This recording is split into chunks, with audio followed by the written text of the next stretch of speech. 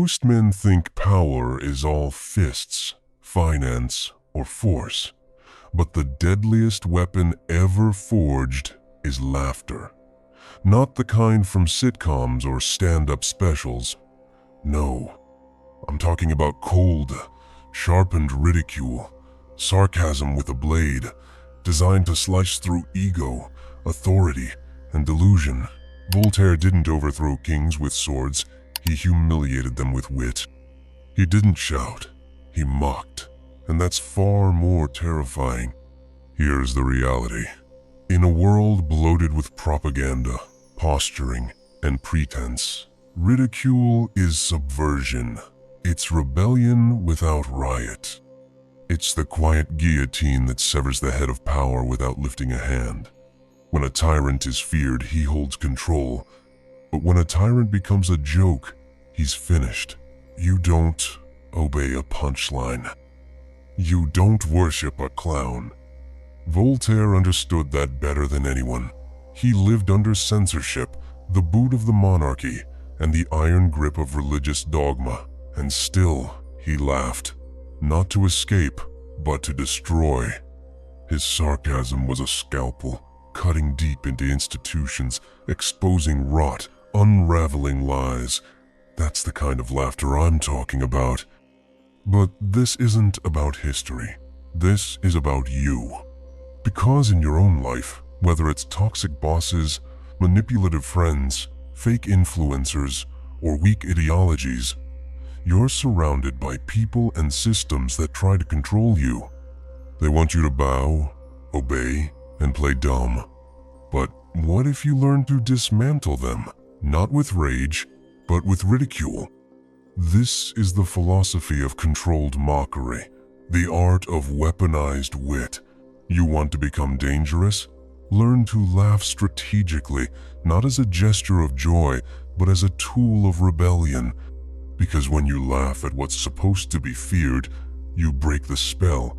And when the spell breaks, power collapses. Let's break down the principles, one at a time. Step 1. See through the illusion. You can't mock what you still revere.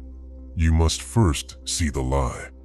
Most people are trapped in invisible prisons of reputation, tradition, and authority. They're terrified to question what they've been told to respect. They bow to titles, positions, and roles. They obey systems because they believe in their myth. Voltaire tore down these myths with ruthless clarity. He saw the pomp of kings and priests for what it was, costume theater. He stripped away the robes, the crowns, the incense, and exposed the trembling men behind them, frauds playing gods. You've got to develop the same eyes. Learn to spot the contradictions. When someone in power demands moral purity but hides corruption, that's your target. When a movement screams for freedom but demands blind obedience, that's your cue. Don't confront it with fists. Confront it with irony. Sarcasm is for people smart enough to point out the absurd without getting emotional. Mock the lie. Not with cruelty, but with precision. This is intellectual insurgency, and it starts with X-ray vision. Step 2. Cultivate iron wit. Mockery without intelligence is just noise, but mockery with discipline, that's a missile. Voltaire's genius wasn't that he was funny, it's that he was strategic. He didn't waste his words. Every phrase was a sniper shot. Every sentence dripped with layered meaning. Sarcasm isn't childish when it's crafted like a weapon. You need to develop your arsenal. Read sharper, speak cleaner. Train your mind to detect hypocrisy like a bloodhound. Learn to phrase your insight so it lands twice, once for the laugh and once for the sting. And never laugh with the mob. That's weakness. The mob laughs to feel safe. You laugh to reveal truth. Use irony to flip reality. Ask the questions no one dares to voice. When everyone's pretending the emperor has clothes, be the voice that asks, who designed this fashion line?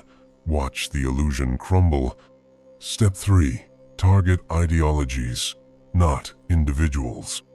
There's a difference between mocking a fool and mocking the foolishness. Target the disease, not the infected. Voltaire didn't spend time insulting peasants or slapping commoners. He went after the structures that enslaved them. Dogma, tyranny, pretentiousness. His sarcasm dismantled the absurdity of institutions, not the random men caught inside them. This is where most people fail. They punch down. They ridicule weak people for easy laughs. That's not power, that's insecurity. Real power is mocking the system that creates weak men. It's laughing at the bureaucracy that demands obedience while delivering failure. It's ridiculing the fake wisdom of pundits who haven't built anything but want to rule your mind. So, if you're going to be dangerous with wit, aim higher. Be precise. Be noble in your destruction. Step 4. Laugh last, loudest, and alone. There's nothing more threatening than a man who can laugh by himself. Not with the crowd, not for approval, but alone.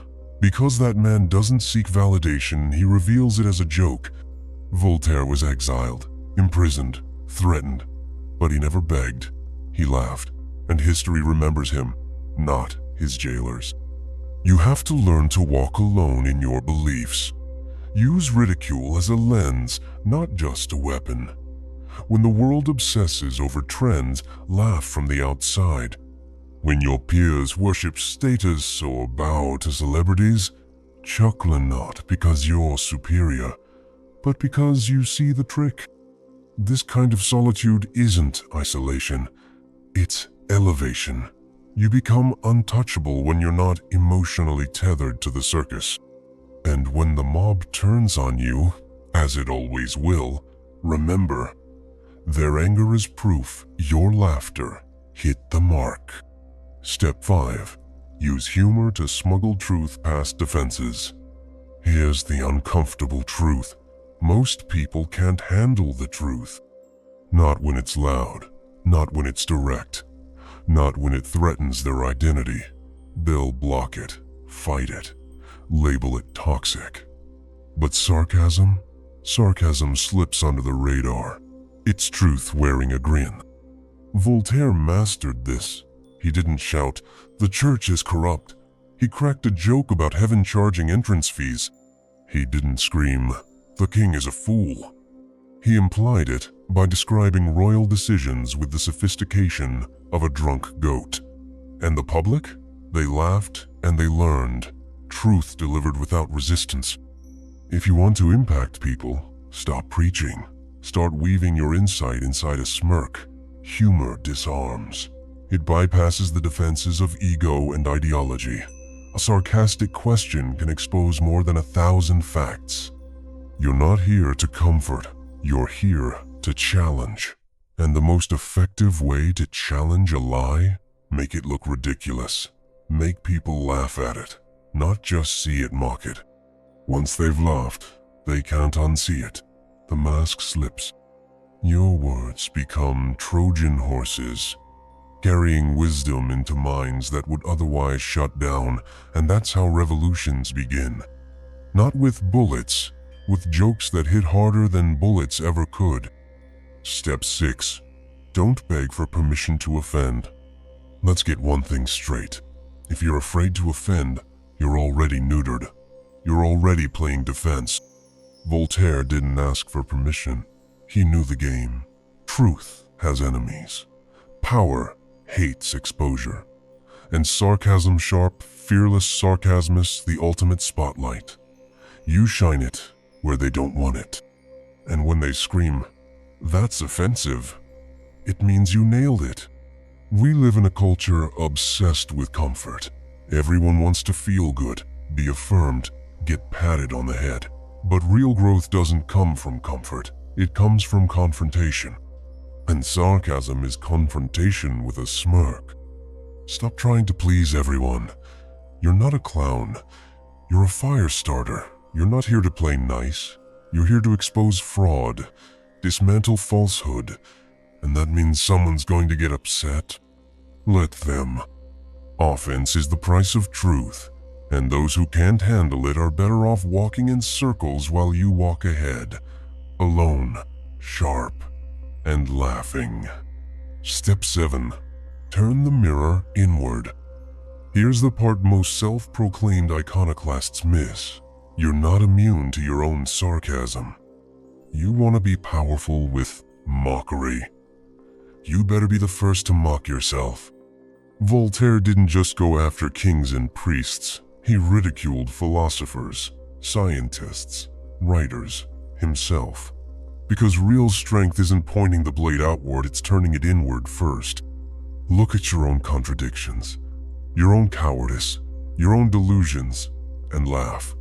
Not to shame yourself, but to expose where you're still fake, still weak, still pretending. This is how you stay honest, how you avoid becoming what you once mocked. Sarcasm without humility is just arrogance, but sarcasm with self-awareness, that's nuclear. Be ruthless. If you worship productivity but spend 5 hours a day on your phone, mock it. If you talk about freedom but are a slave to validation, call it out loud. Sarcasm is cleansing fire. And you've got to start the burn at home. Then, and only then, will your words carry real weight. Because they're not coming from a keyboard warrior, they're coming from someone who's bled, laughed, and rebuilt. Step 8. Make cowards uncomfortable. Cowards hate laughter because it exposes them. They hide behind moral superiority, behind outrage, behind empty language. But when you laugh, when you make the absurd look as absurd as it is, their whole facade crumbles. You'll see it. The outrage, the fake seriousness, the performative offense. That's the sound of a coward being stripped of his armor, and it terrifies them. This is how you test people. Mock the untouchable idea. Make the joke they're not supposed to handle. Say the obvious truth no one else will say, and watch who panics. The strong will laugh with you. The weak will scream. Good. That's your filter. That's your clarity. Because the world doesn't need more obedient citizens, it needs disruptors, iconoclasts, men who turn the sacred cows into steak and feed the hungry minds with real substance. Step 9. Stop trying to win. Arguments win minds. Voltaire didn't waste time debating fools. He made them look foolish, and the audience chose him. That's the key. You're not here to convince the fool. You're here to show everyone else how foolish he is. And nothing does that better than sarcasm. Don't get baited into endless back and forths. That's emotional weakness. It's validation seeking, a waste of energy. Instead, speak once. Say something so sharp, so clean, so undeniably true that the silence that follows says more than any retort ever could. That's how you win. Sarcasm isn't about noise, it's about precision.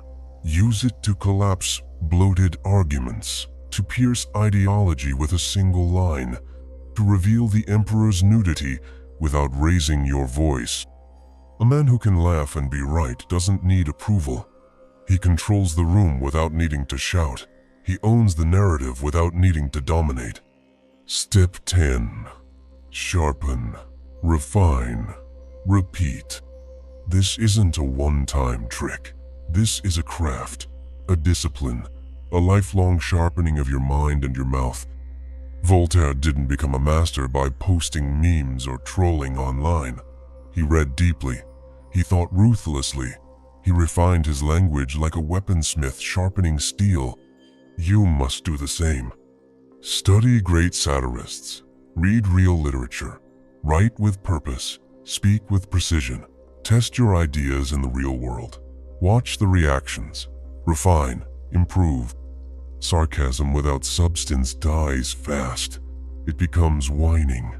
snark, noise. But sarcasm with depth? That's a revolution. It moves hearts, it opens eyes, it breaks illusions. And it sets you apart from every ordinary man who still thinks strength is about shouting louder or lifting heavier. You're not trying to be funny. You're trying to be effective. Step 11. Understand. Timing is everything. Sarcasm is not a machine gun, it's a sniper rifle. Timing is what separates a genius satirist from a bitter loudmouth. You don't fire off sarcasm every 5 minutes like a stand-up comedian with a Twitter addiction. You wait, you watch, you study the moment. Then you strike with surgical precision. Voltaire didn't just say whatever came to mind. He chose his words, picked his battles, and struck when the blow would echo the loudest. He waited for hypocrisy to show its face, then mocked it so skillfully that the laughter lasted centuries. If you speak too soon, you look desperate. If you wait too long, the moment passes. But if you learn to recognize when the mask is slipping, when authority reveals its insecurity, when ideology contradicts itself, when the lie becomes undeniable, you strike. And your words will land like a wrecking ball. Never confuse volume for impact. Real sarcasm is quiet confidence. It doesn't beg for attention, it commands it. Train your timing like a predator, not reactive, calculated. Step 12. Stay dangerous, not cynical. Here's the tightrope you walk. Being dangerous without becoming bitter. Sarcasm is a powerful weapon, but used wrong, it will rot you from the inside. If you're just mocking the world out of despair, you're not a philosopher, you're a jester with no purpose. You've become the very thing you once ridiculed. Voltaire laughed to liberate, not to wallow. That's the key difference. A man who laughs to free minds is a revolutionary. A man who laughs just to feel superior is a clown. So check yourself regularly. Are you still aiming at truth? Or are you just venting your weakness through mockery? Are you exposing illusions? Or are you hiding behind sarcasm because you're too afraid to be real? Sarcasm isn't a mask, it's a lens. And if you use it right, it keeps you sharp, keeps you sane, keeps you dangerous. But only if you stay rooted in a mission that matters. Never lose that anchor. Mock everything, but only if you're still willing to build something better from the rubble. Step 13. Embrace exile if it comes. Use sarcasm correctly, and you will be hated. Not just disliked, hated. Because mockery strips away illusions, and most people are married to their illusions. They would rather destroy you than let go of their comfort. They'll call you toxic, arrogant, negative. You'll be labeled the villain just for saying what everyone else already sees but is too afraid to admit. Good. That means you're doing it right. Voltaire was exiled from France, banned, hunted, but kings still read him in secret. And centuries later, his words still burn while the names of his censors are dust. You might lose friends, you might lose popularity, but you'll gain clarity. You'll attract the few who can think, who can see, who can laugh with courage. That's the tribe worth building. Embrace the exile, own it, because the truth is always born in the wilderness, not the palace. Step 14. Leave a legacy of laughing truth. Look at the men remembered across centuries. Not just the warriors, not just the kings, but the thinkers, the writers, the ones who made the world laugh and then think, those who used their minds as blades and their words as fire. Voltaire didn't build empires. He burned down illusions, and that's why we still speak his name. What will they say about you? Did you conform, obey, hide, nod along with every lie because it was easier? Or did you carve your thoughts into the world like stone, Did you speak with such fearless irony that even your enemies quoted you in secret? Your sarcasm can be petty, or it can be legendary. Make the choice. Your laughter can be noise, or it can be prophecy. Shape the future not with anger, but with clarity wrapped in wit. Because when fear rules, sarcasm is revolution. Most men fear confrontation, but the strongest men confront the world without raising their voice. They laugh and the world shakes. Voltaire understood that laughter, when sharpened, is more terrifying than violence, because violence ends lives, but sarcasm ends delusions. So sharpen your mind, speak with irony, laugh with purpose, and never bow to absurdity. That's how you become untouchable. That's how you become unforgettable. And if you've got the guts to mock what the world worships, the world will try to silence you. Let it try. You're not here to be liked. You're here to be heard. If this hit home, share it. Subscribe. Because the revolution doesn't start with riots. It starts with a smirk.